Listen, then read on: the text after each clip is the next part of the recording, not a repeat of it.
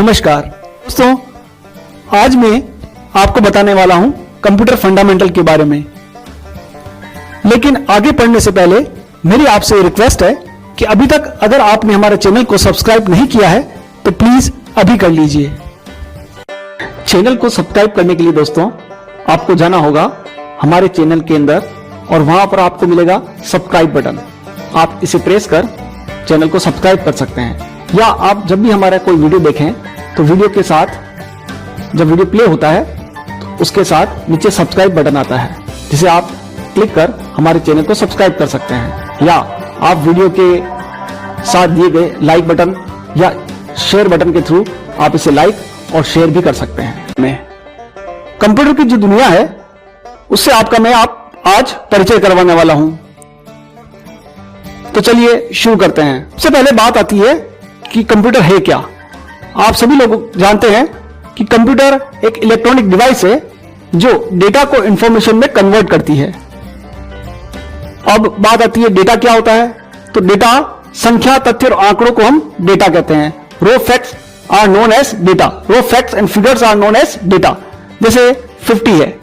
अब ये 50 आप किसी से पूछेंगे 50 क्या है तो वो सीधे से एक ही जवाब देगा कि सर ये 50 तो एक नंबर है सर। तो वास्तव में 50 क्या है? रो फैक्ट। रो फैक्ट्स और फिगर्स को हम लोग क्या बोलते हैं? डेटा। लेकिन अगर इसी 50 के आगे आपने रुपीज लिख दिया तो that is called information. 50 rupees, 50 के बारे में आपको इंफॉर्मेशन मिल रही है। Data which convey the meaning is known as information. अर्थपूर्ण डेटा को, ऐसा डेटा जो मीनिंग को कन्वे करता हो, आपको कोई इंफॉर्मेशन देता हो, उन संख्याओं, उन तथ्यों, उन आंकड़ों को हम इंफॉर्मेशन कहते हैं। और कंप्यूटर हमारे लिए यही काम करता है। कंप्यूटर एक इलेक्ट्रॉनिक डिवाइस है जो डेटा को इंफॉर्मेशन में परिवर्तित करता है। अब बात आती है कि व्हाट इज कंप्यूटर। कंप्यूटर है क्या? तो अभी हमने सीखा कि कंप्यूटर इलेक्ट्रॉनिक डिवाइस है, लेकिन इसकी जो स्पेलिंग है COMPUTER, इसका अपना एक मीनिंग होता है दोस्तों।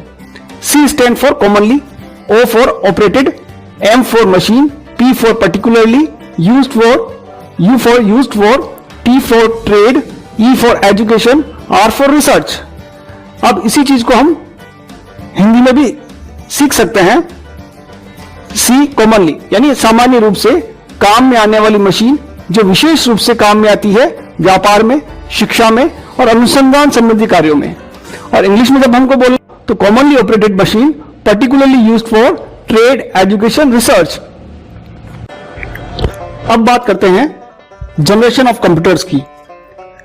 फर्स्ट जनरेशन में जो कंप्यूटर्स थे उनमें दोस्तों वैक्यूम ट्यूब का यूज होता था। सेकंड जनरेशन के जो कंप्यूटर्स थे उनमें ट्रांजिस्टर्स का यूज होने लगा। थर्ड जनरेशन के कंप्यूटर्स में आईसीस, इंटीग्रेटेड सर्किट्स का यूज होने लगा। इस तरह से फोर्थ जनरेशन के कंप्यूटर्स के अंदर माइक्रो प्रोसेसर का यूज हुआ, और अभी जो फिफ्थ जनरेशन चल रही है उसमें एडवांस माइक्रो प्रोसेसर का यूज होने लगा है। अब बात आती है what is principle of computer, यानी कंप्यूटर का सिद्धांत क्या है। हम सभी का कोई ना कोई सिद्धांत होता है। जिस तरह से हमारा सिद्धांत होता है वैसे ही कंप्यूटर का भी सिद्धांत है। यह भी ठीक उसी तरह से काम करता है जिस तरह से हम और आप काम करते हैं। जैसे यदि आपसे कोई आपका नाम पूछे कि आपका नाम क्या है, तो आप अपना जो भी नाम बताएंगे उसका प्रोसेस क्या हुआ। सबसे पहले आपने क्वेश्चन को इनपुट किया, कान से आपके क्वेश्चन कान से इनपुट हुआ, फिर उसकी प्रोसेसिंग आपके दिमाग में हुई, आपने सोचा समझा और जवाब तैयार किया। जवाब तैयार होने के बाद आपके मुंह से जवाब निकला कि सर मेरा नाम ये है XYZ, जो भी आपका नाम है। तो ये जो प्रोसेस है पूरा, ठीक इसी तरह से हमारा कंप्यूटर भी काम करता है। इसमें भी इनपुट होता है।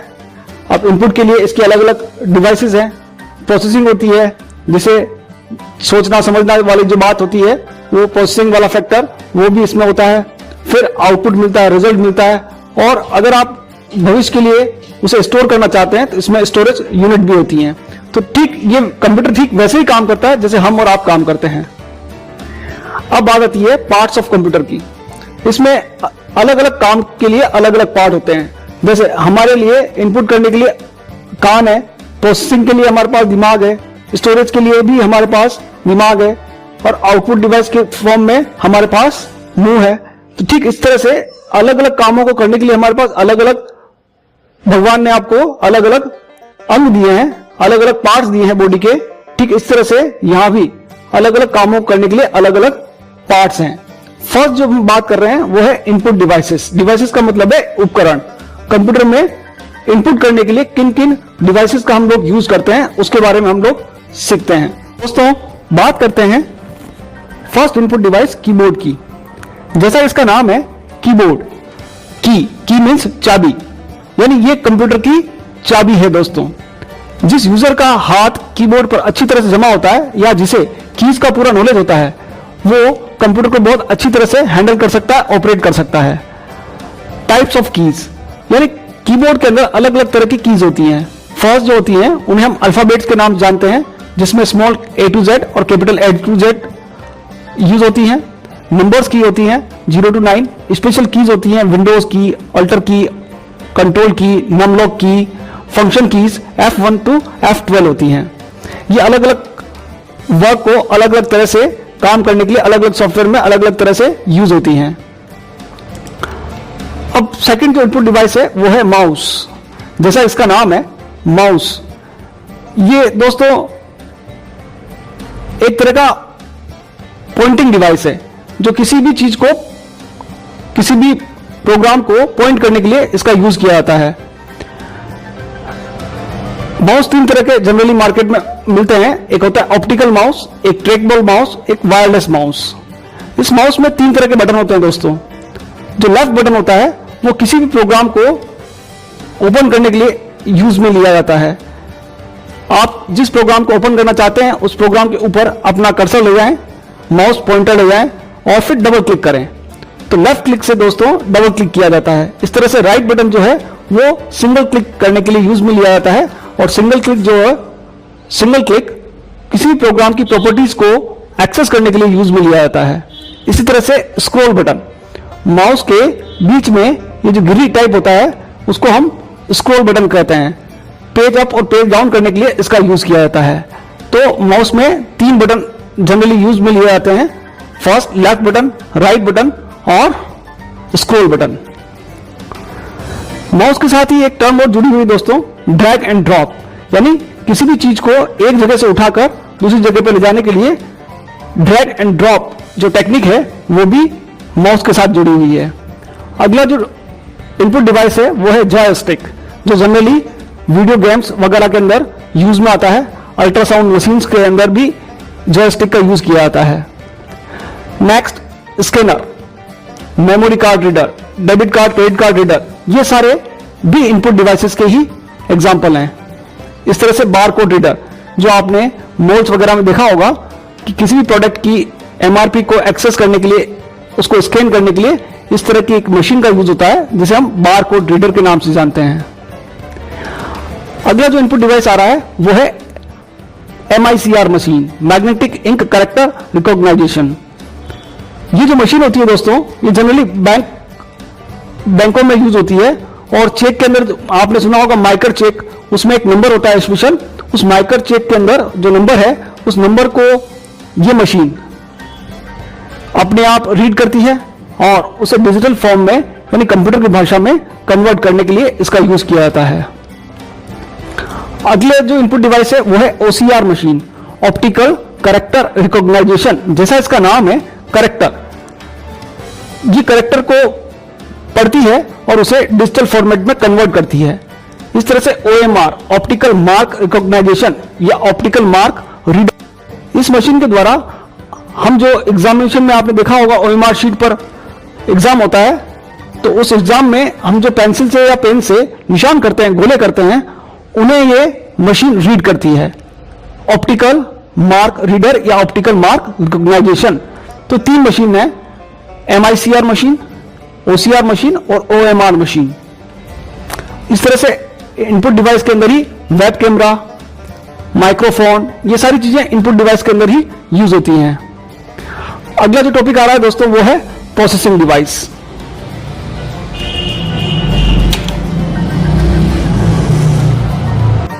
चलिए अब बात करते हैं प्रोसेसिंग डिवाइस की।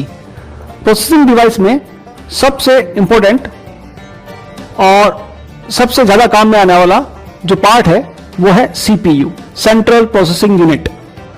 जैसा इसका नाम है, केंद्रीय संसाधन इकाई, यानी ये हमारे कंप्यूटर का एक तरह से ब्रेन होता है। जैसे ही आपने इसका नाम सुना और आपके दिमाग में इस तरह का एक पिक्चर इमेज बन गई होगी। तो सीपीयू, जिसे हम प्रोसेसर, माइक्रो प्रोसेसर के नाम से भी जानते हैं, वास्तव में इस यूनिट के अंदर लगा होता है। इस यूनिट को हम सीपीयू नहीं कहते, इस यूनिट को सिस्टम यूनिट या कैबिनेट कहा जाता है। तो फिर सीपीयू किसे कहते हैं? सीपीयू कहां होता है?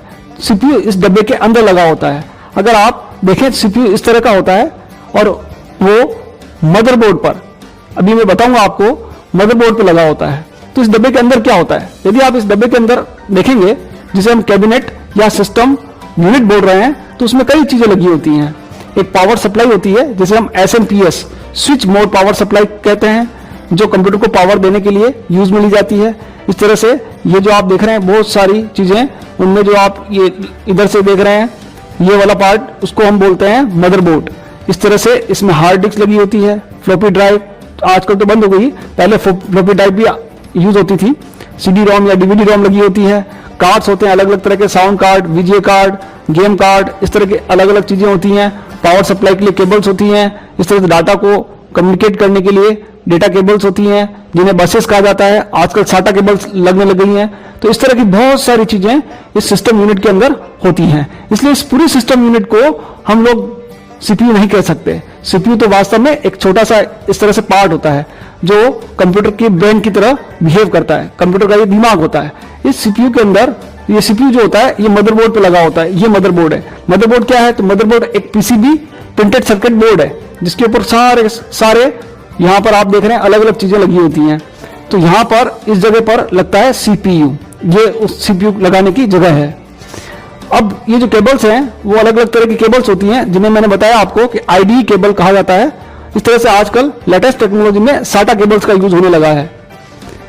सीपीयू के दो पार्ट होते हैं, एक कहलाता है एएलयू, दूसरा कहलाता है CU. ALU stand for arithmetic logical unit, CU stand for control unit. ALU जैसा इसका नाम है, अर्थमेटिक और लॉजिकल कैलकुलेशंस को परफॉर्म करने के लिए सीपीयू का एएलयू वाला जो डिपार्टमेंट है वो रेस्पॉन्सिबल होता है। Arithmetic means addition, subtraction, multiplication, division, और logical greater than, less than, greater than equal to, less than equal to, not equal to आदि जो ऑपरेशंस होते हैं वो सभी एएलयू के अंडर कंट्रोल में होते हैं। इस तरह से सीयू जो होता है वो कंट्रोल यूनिट की तरह बिहेव करता है और कंप्यूटर के जितने भी रिसोर्सेज है, जितने भी पार्ट्स लगे हैं, memory, hard disk, printer, scanner, जितना भी आप काम करते हैं, आप जो माउस से क्लिक करते हैं, वो सारा का सारा रिसोर्स मैनेजमेंट का काम इस सीयू के द्वारा किया जाता है, जिसे हम कंट्रोल यूनिट कहते हैं। यानी सीपीयू के दो पार्ट हैं, एएलयू और सीयू। आगे बढ़ते हैं, अब बात आती है मेमोरी की। तो दोस्तों, मेमोरी कंप्यूटर के अंदर दो तरह की यूज होती है। एक होता है प्राइमरी मेमोरी, सेकंड होती है secondary memory. First primary memory जो होती है उसके भी दो पार्ट हैं, उसमें आता है रैम और रोम, जो आपने पहले भी सुन रखा होगा। इस तरह से सेकेंडरी मेमोरी जो होती है उसमें magnetic tape, optical disk, hard disk, floppy disk, बहुत सारी चीजें यूज होती हैं। मेमोरी का सीधा सा मीनिंग होता है ये आपके डाटा को स्टोर करने का काम करती हैं। फर्स्ट हम बात करते हैं रैम की। जैसा इसका नाम है रैम, राम नहीं बोलना है दोस्तों, रैम बोलना है। कंप्यूटर टर्मिनोलॉजी में इसे रैम कहा जाता है। रैम का फुल फॉर्म है रैंडम एक्सेस मेमोरी। रैंडम, जिसमें रैंडम वर्ड का मीनिंग होता है बिना क्रम के, बिना ऑर्डर के। आप किसी सीक्वेंस में डेटा को एक्सेस नहीं करते हैं तो उसे बोलते हैं रैंडमली एक्सेस करना, यानी रैंडम एक्सेस। एक्सेस का मतलब to get the information. Computer memory के अंदर जो इंफॉर्मेशन आप स्टोर करते हैं उसे बिना क्रम के एक्सेस करना। रैम में स्टोर डाटा को आप रीड और राइट दोनों कर सकते हैं। ये इसकी एडवांटेज है कि आप रैम में जो भी डाटा स्टोर करेंगे उसे आप रीड भी कर सकते हैं और राइट भी कर सकते हैं। इस तरह से इसमें स्टोर डाटा पावर ऑफ होने पर, यानी लाइट चली जाए या पावर ऑफ हो जाए, तब जो रैम में आपने डाटा स्टोर किया है वो रिमूव हो जाता है। और सबसे मोस्ट इंपोर्टेंट जो इसकी विशेषता कह लीजिए वो है कि ये वर्सेटाइल मेमोरी है, यानी चेंजेबल है। आप बार बार इसमें जो कंटेंट होते हैं वो बार बार चेंज होते रहते हैं। जैसे हमारे दिमाग में हम बैठे कहीं होते हैं और दिमाग में कई चीजें चलती हैं, विचार आते रहते हैं, जाते रहते हैं। ठीक इस तरह से आपके जिस तरह से आपके दिमाग के अंदर विचार बदलते रहते हैं, ठीक इस तरह से रैम के अंदर भी जो कंटेंट होते हैं वो बार बार चेंज होते रहते हैं। इसलिए इस तरह की मेमोरी को वर्सेटाइल मेमोरी, यानी रैम जो है वो वर्सेटाइल मेमोरी है, चेंजेबल मेमोरी है। दूसरा होता है रोम। रोम जैसा इसका नाम है, रीड ओनली मेमोरी। जो इस मेमोरी में एक बार आपने डाल दिया वो फिक्स हो जाता है। इसमें स्टोर डाटा को केवल रीड कर सकते हैं, डू नॉट राइट। इसमें रीड और राइट दोनों चलता है रैम में, इसमें केवल रीड कर सकते हैं। रोम में स्टोर डाटा पावर ऑफ होने पर रिमूव नहीं होता। ये ठीक वैसे ही काम करता है जैसे हमारे साथ होता है। हमारा नाम हम कभी नहीं भूलते हैं। एक बार हमको बता दिया हमारा एड्रेस ये है, हमारा नाम ये, तो वो हमारे रोम में स्टोर हो जाता है, फिर वो कभी डिलीट नहीं होता। ठीक इस तरह से बहुत सारी चीजें होती हैं। जब हम सुबह से शाम तक बहुत सारी चीज देखते हैं, सुनते हैं, तो कुछ चीजें तो हमें याद रहती हैं और कुछ चीजें हम भूल जाते हैं। तो जो चीजें हम भूल जाते हैं वो हमारे रैम में रहती हैं, और जो हम परमानेंट हो जाती हैं वो हमारे रोम में आ जाती हैं। रोम नॉन वर्सेटाइल मेमोरी की कैटेगरी में आता है, यानी इसके कंटेंट चेंज नहीं होते हैं। अब बात आती है टाइप्स ऑफ रैम, यानी रैम के भी अलग अलग प्रकार हैं। फर्स्ट जो है वो है एस रैम, स्टैटिक रैम। अब स्टैटिक रैम जो होती है ये रैम, चलिए बात करते हैं एस रैम, स्टैटिक रैम की। मैंने जैसा कि आपको बताया रैम के दो टाइप्स हैं, एक है एस रैम, दूसरा है D RAM. S RAM stand for static RAM. Static RAM में जो भी डेटा स्टोर होता है वो पावर ऑन होने तक, यानी कंप्यूटर में जब तक पावर रहेगा तब तक स्टैटिक रैम अपने कंटेंट को स्टोर करके रहती है। जैसे ही पावर ऑफ हुआ ये अपने कंटेंट को वॉश आउट कर देती है, यानी ये अपने आप को बार बार रिफ्रेश नहीं करती, इसके कंटेंट बार बार रिफ्रेश नहीं होते। जबकि डायनेमिक रैम, नाम ही इसका डी रैम या डायनेमिक रैम है, ये क्या करती है अपने कंटेंट्स को बार बार हर कुछ सेकंड्स में अपने कंटेंट को बार बार रिफ्रेश कर देती है। डी रैम के भी तीन टाइप है। फर्स्ट है EDO, extended data out random access memory. Second है SD RAM, synchronous dynamic random access memory. Third होती है डीडीआर रैम, जो अभी आजकल मार्केट में चल रही है, डीडीआर डबल डेटा रेट। तो दोस्तों ये थे टाइप्स ऑफ रैम्स। इसी तरह से बात आती है टाइप्स ऑफ रोम की।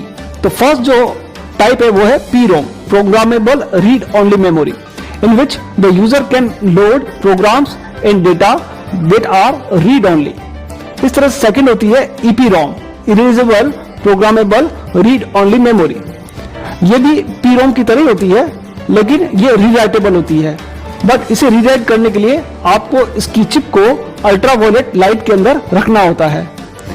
थर्ड होती है फ्लैश मेमोरी। ये जो फ्लैश मेमोरी होती है वो आजकल डिजिटल कैमरास, MP3 प्लेयर्स आदि के अंदर यूज होती है।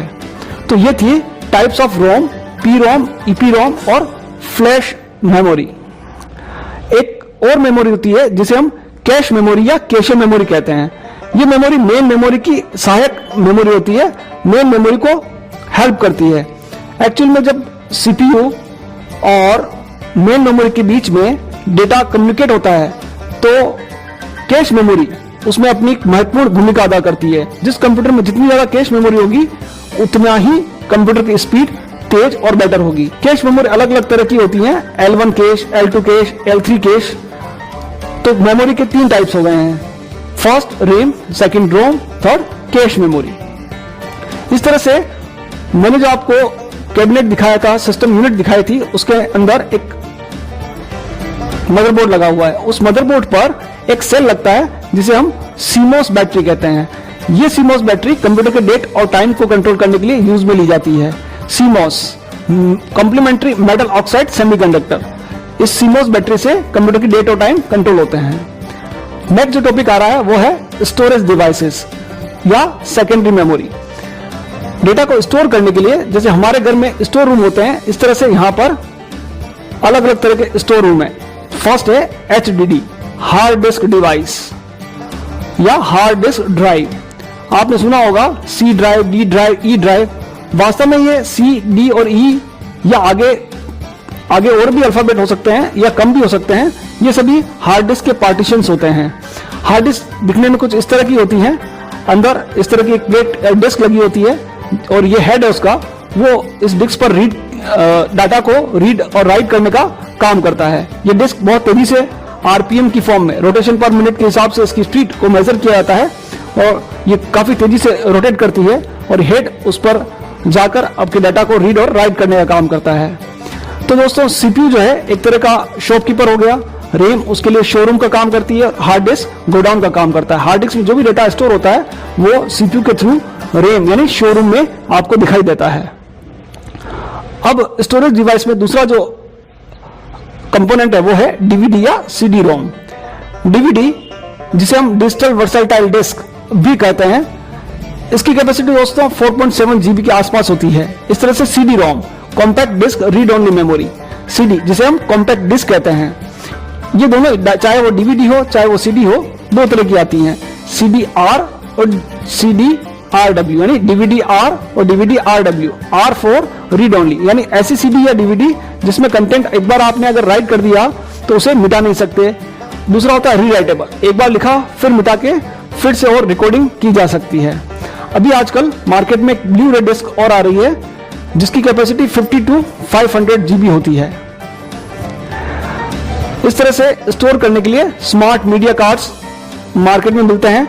Mini SD card, micro SD card जो आपने अपने मोबाइल में भी यूज किए होंगे वो उसी तरह से कंप्यूटर में भी यूज किए जा सकते हैं। अगला टॉपिक आ रहा है दोस्तों आउटपुट डिवाइस, और सबसे फर्स्ट और कॉमन जो आउटपुट डिवाइस है वो है मॉनिटर, जिसे विजुअल डिस्प्ले यूनिट वीडियो के नाम से भी जाना जाता है। ये अलग अलग टाइप के होते हैं। फर्स्ट होता है CRT monitor, cathode ray tube, इस तरह का पहले इस तरह का जो मॉनिटर आता था उसे सीआरटी मॉनिटर कहा जाता है। ऐसा ही एक टीएफटी आता है, थिन फिल्म ट्रांजिस्टर, इस तरह का LCD liquid crystal display, LED light emitting diode और प्लाज्मा स्क्रीन, इस तरह के अलग अलग तरह के मॉनिटर मार्केट में मिलते हैं। और एक जो टेक्नोलॉजी यूज हो रही है आजकल, आपका जो केबल कनेक्शन है वो अब डिजिटल फॉर्मेट में हो गया है, उसको कहते हैं HDTV, high definition television. Next जो आउटपुट डिवाइस है वो है प्रिंटर। प्रिंटर दोस्तों वास्तव में दो प्रकार के होते हैं, एक कहलाता है इंपैक्ट प्रिंटर, दूसरा कहलाता है नॉन इंपैक्ट प्रिंटर। प्रिंटर से जो हमको आउटपुट मिलता है उसे हम हार्ड कॉपी के नाम से जानते हैं, और कंप्यूटर में जो टेक्स्ट आपको दिख रहा है उसे सॉफ्ट कॉपी के नाम से जानते हैं। प्रिंटर के रेजोल्यूशन को नापने के लिए एक इकाई का यूज होता है, एक यूनिट का यूज होता है जिसे डीपीआई डॉट पर इंच के रूप में जाना जाता है। इंपैक्ट प्रिंटर, इंपैक्ट प्रिंटर की कैटेगरी के अंदर कैरेक्टर प्रिंटर और लाइन प्रिंटर आते हैं। कैरेक्टर प्रिंटर के अंदर आता है डॉट मैट्रिक्स, जो आपके घरों में नल के बिल, लाइट के बिल आते हैं, जो ऐसे प्रिंटर जो dot dot dot dot printing करते हैं वो सारे प्रिंटर डॉट मैट्रिक्स प्रिंटर कहलाते हैं। ये काम करते वक्त काफी आवाज करते हैं। डेजी व्हील प्रिंटर भी इस तरह का होता है, इसमें व्हील लगा होता है और वो प्रिंट करता है। ये काम करते हुए काफी आवाज करते हैं। सेकंड प्रिंटर जो होते हैं लाइन प्रिंटर, इनमें चेन प्रिंटर और ड्रम प्रिंटर को शामिल किया गया है। प्रिंटर की जो स्पीड होती है दोस्तों उसे मेजर करने के लिए एक यूनिट है जिसको पीपीएम, पेज पर मिनट कहा जाता है। नॉन इंपैक्ट प्रिंटर जो होते हैं उनके अंदर इंकजेट, लेजर और थर्मल प्रिंटर आता है। इंकजेट प्रिंटर जैसा इसका नाम है, इंकजेट पेपर पर स्प्रे करता है इंक की और फिर प्रिंटिंग करता है। इस तरह से लेजर प्रिंटर सबसे बेस्ट प्रिंटर होता है और काफी पॉपुलर प्रिंटर है लेजर प्रिंटर। नेक्स्ट जो प्रिंटर होता है थर्मल प्रिंटर। ये थर्मल प्रिंटर स्पेशल पेपर पर प्रिंट करता है, और आपने देखा होगा जो एटीएम मशीन है उससे जो आपको रिसिप्ट मिलती है वो थर्मल प्रिंटर से ही रिसिप्ट प्रिंट होती है। थर्मल प्रिंटर प्रिंट करने के लिए हीट एलिमेंट का यूज करता है। इस तरह से जो आपका लेजर प्रिंटर है वो फोटो सेंसिटिव एलिमेंट्स का यूज करते हुए फिर प्रिंट करता है। लेजर प्रिंटर के अंदर टोनर, इंक को हम टोनर कहते हैं, लेजर प्रिंटर के अंदर टोनर यूज होता है। और जनरली ये black and white printer use होते हैं, लेकिन कलर प्रिंटर भी लेजर की फॉर्मेट में आता है लेकिन वो काफी महंगा होता है। इंकजेट प्रिंटर कलर और ब्लैक एंड व्हाइट दोनों एक साथ प्रिंट आउट निकालते हैं।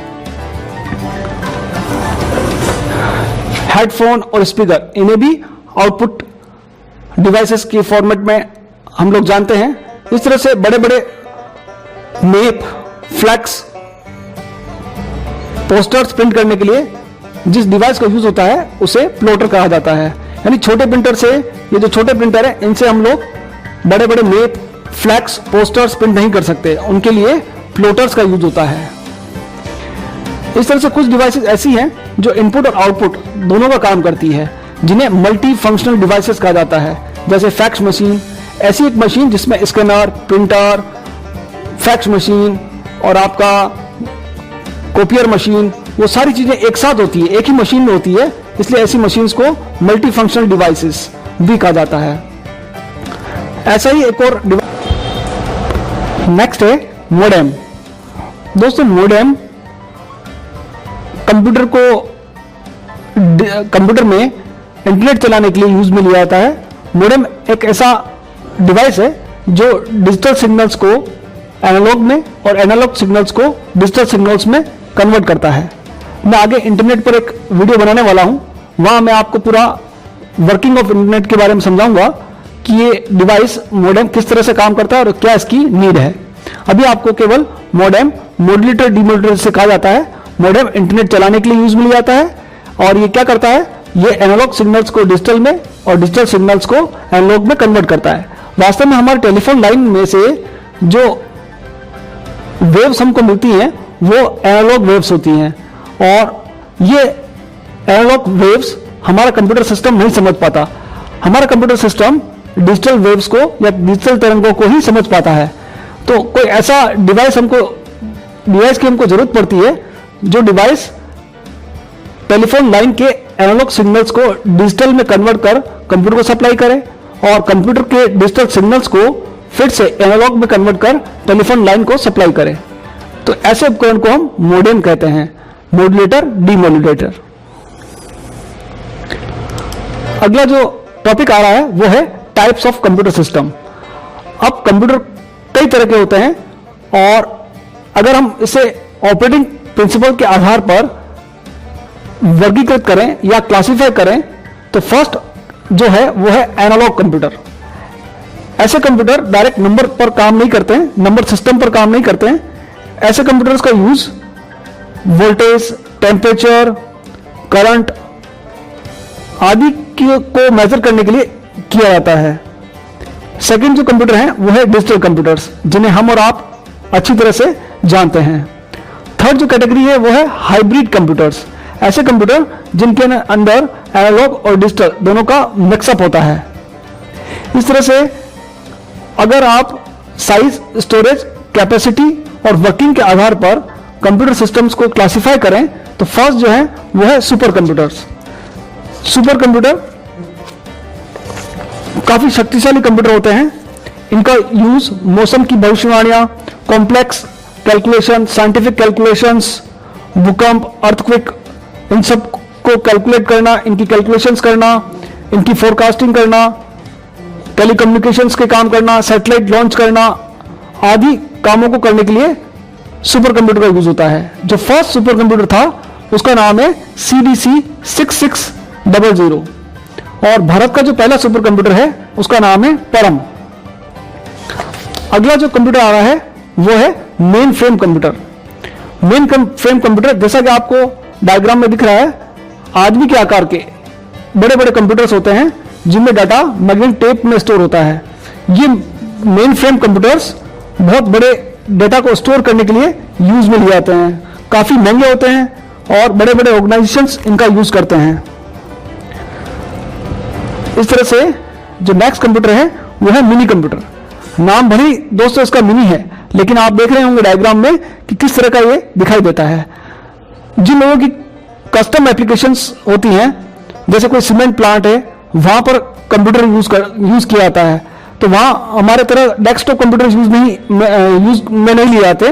वहां पर स्पेशल उनके काम को करने के लिए ही कंप्यूटर्स को यूज में लिया जाता है। तो ऐसे जो कंप्यूटर्स हैं उन्हें मिनी कंप्यूटर्स कहा जाता है। नेक्स्ट जो कंप्यूटर हैं उन्हें हम पर्सनल कंप्यूटर, PC या माइक्रो कंप्यूटर के नाम से जानते हैं। इनके कई नाम हैं, desktop, notebook, tablet PC, hand held computers. इन्हें PDA, पर्सनल डिजिटल असिस्टेंट के नाम से भी जाना जाता है। इस तरह के नोटबुक जिसे आप लैपटॉप के नाम से भी जानते हैं, इस तरह से मोबाइल पर जब हम चलाते हैं, मोबाइल चलाते हैं, उसे भी हैंड हेल्ड कंप्यूटर सिस्टम कहा जाता है। इससे टेबलेट पीसी आता है जिसमें कॉम्पैक्ट या कस्टम एप्लीकेशंस रन की जाती हैं, उन्हें टेबलेट पीसी के नाम से जाना जाता है। कंप्यूटर की जो भाषा है दोस्तों, उस भाषा को हम बाइनरी कहते हैं, लैंग्वेज। लैंग्वेज जैसे हमारी और आपकी एक भाषा है, उसी तरह से कंप्यूटर की भी एक भाषा है। टू कम्युनिकेट विद कंप्यूटर्स, अगर आपको कंप्यूटर से बातचीत करनी है तो कंप्यूटर की भाषा आनी चाहिए। तो कंप्यूटर की जो भाषा है वो है बाइनरी। बाइनरी भाषा में ही कंप्यूटर काम करता है। इस बाइनरी भाषा में दो ही अक्षर होते हैं, दो ही अल्फाबेट्स होते हैं। जैसे हमारी भाषा के अंदर अ है, ABCD है, उसमें 26 लेटर्स होते हैं। उस तरह से इस बाइनरी के अंदर केवल दो ही, 0 और 1 ही होता है। यूनिट्स इन कंप्यूटर, कंप्यूटर में जो साइज है, जो कैपेसिटी है, उसको मेजर करने के लिए इकाई का यूज होता है, यूनिट का यूज होता है, जिसे हम बाइट के नाम से जानते हैं। 1 बाइट दोस्तों 8 बिट से मिलकर 1 बाइट बनती है। उस तरह से 1 बाइट के अंदर 1 कैरेक्टर जो होता है उसे हम 1 बाइट कहते हैं। 1024 बाइट्स मिलकर 1 किलोबाइट बनती है। जैसे 1 किलो में 1000 ग्राम होते हैं, उस तरह से 1024 बाइट्स मिलकर 1 किलोबाइट बनाती हैं। उस तरह से 1024 किलोबाइट मिलकर 1 मेगाबाइट बनाती हैं। 1024 मेगाबाइट मिलकर 1 GB गीगाबाइट बनाती हैं।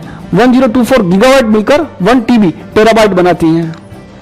हार्डवेयर, यानी अगर आपसे कोई पूछे कि हार्डवेयर किसे कहते हैं, तो कंप्यूटर के अंदर जितने भी पार्ट्स जिन्हें हम टच कर सकते हैं, all visible and touchable parts of a computer system is known as hardware. जिन्हें आप टच कर सकते हैं वे सारे पार्ट्स कंप्यूटर सिस्टम के हार्डवेयर कहलाते हैं। जैसे आपका monitor, printer, scanner, keyboard, mouse, सारी चीजें हार्डवेयर की कैटेगरी में आती हैं।